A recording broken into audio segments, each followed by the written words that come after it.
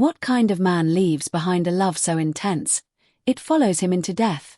When Gary Cooper passed away in 1961, a woman named Irene Lent ended her life shortly after, unable to imagine a world without him. That's not just admiration. That's something deeper. Something unsettling. And it forces a question you can't ignore.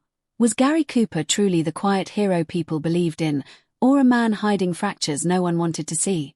On screen, he was effortless. Calm voice. Steady eyes.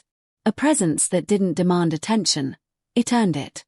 He won 2 Academy Awards, carried films for decades, and became the face of integrity in an uncertain world. But off-screen, the story bends in a different direction. Born Frank James Cooper in 1901, his life didn't begin in Hollywood, it began in discomfort. Raised between strict English schooling and the rough expectations of Montana, he never fully fit in. Too quiet for one world, too refined for another. That tension followed him. At 15, a car accident left him with a permanent limp, something he never fixed. Instead, it became part of him. Years later, that same uneven walk would define his screen presence. Funny how flaws sometimes become identity, isn't it? He didn't chase fame. In fact, he stumbled into it. Broke and drifting in Los Angeles, he took whatever work he could find, painting posters, doing odd jobs, even risking his body as a stunt rider. Falling off horses. Getting back up. Again and again. No recognition. No name. Just survival. But someone noticed. Not his skill, his stillness. That stillness changed everything.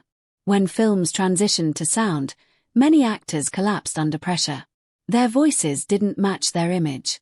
But Cooper. He didn't need to change.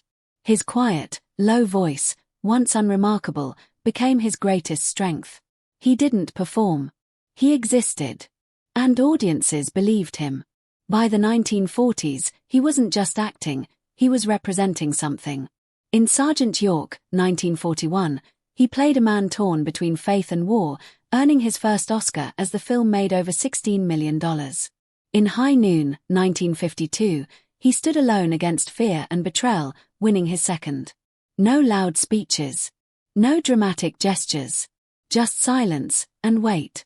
Have you ever noticed how the strongest people don't say much? But here's where the illusion cracks. Behind the steady image was a life filled with contradictions. A marriage that looked perfect from the outside, but inside it was quiet, distant, strained. Affairs came and went. Names like Marlene Dietrich and Patricia Neal weren't just rumors, they were real, complicated, and often painful. At one point, Neal's pregnancy ended under pressure, leaving emotional damage that never fully healed. And Cooper? He remained silent. Always silent. That was his pattern.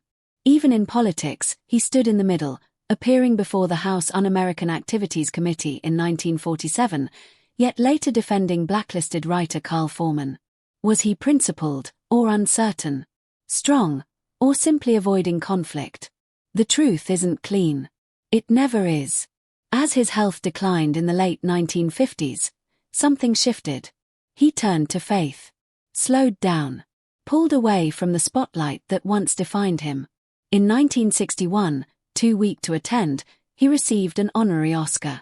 Weeks later, he was gone. And what remains? Not just the films. Not just the awards. But the feeling. Gary Cooper didn't play perfect men, he played believable ones. Men who hesitated. Men who carried weight quietly. Men who didn't always have answers. Just like you. So maybe the real question isn't who he was. Maybe it's this. Can someone be both admirable and flawed, and still be remembered as a hero? Don't forget to like, comment, and subscribe for more updates on your favorite stars and their incredible journeys. Until next time, keep shining.